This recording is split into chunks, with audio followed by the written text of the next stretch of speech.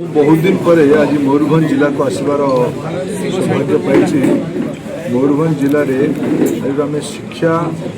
पोषण आ प्राथमिक स्वास्थ्य संपर्क गोटे समीक्षा आम कलु। मयूरभंज जिले में पखापाखि स्कूल जीवा बयसर 4.5 लाख पिला अच्छा एठार पाने केमती अंगनवाड़ी तो आरंभ कर जन्म परवर्ती रेजिस्ट्रेशन तो आरंभ कर अंगनवाड़ी प्रथम श्रेणी आरंभ कर 12 पर्यंत समस्त गोटे दक्षता सह पाठ पढ़ु योग्य पाठ पढ़ु तापाई आज आमर राज्य सरकार केंद्र सरकार जातीय शिक्षा नीति ठीक से केमी जिले में क्रियान्वयन कर गोटे जिला प्रशासन तरफ विवरण रखा जाता। मोर अनुमान ये स्पष्ट दृष्टि जिले में शिक्षार प्रणाली को राष्ट्रीय शिक्षा नीति को लागू करने आरंभ कर स्पष्ट मत मयूरभंज विकसित हेले ही ओडिशा विकसित।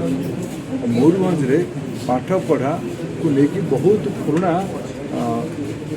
पृष्ठभूमि अच्छे। आम आज ओडिशार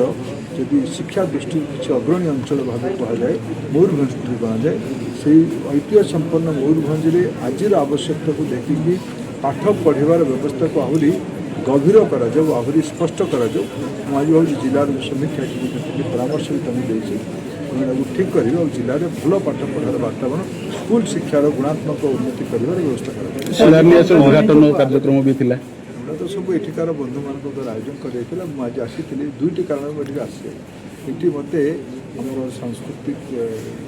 रुचि रखुवा बंधु मैंने मत निमंत्रण झुमर देखा आज झुमर आज आरंभ हो 3 दिनिया कर्मशाला झुमर आज आरंभ हो झुमर देखा जी से अवसर मासिल जिलार शिक्षा भी समीक्षा कली बहुत भल पार्कर आज उद्यान आज से शिलान्यास देले सहर उन्नयन विभाग तरफ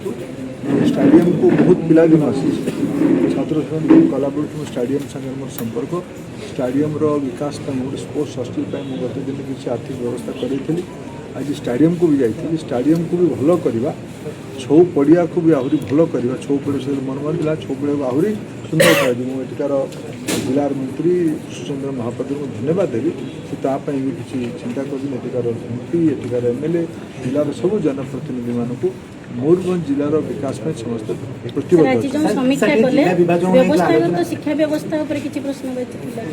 देखो दिशा तो दिशाटा भल रास्ता अच्छी गुड़ा जिन करने तो शुणिला।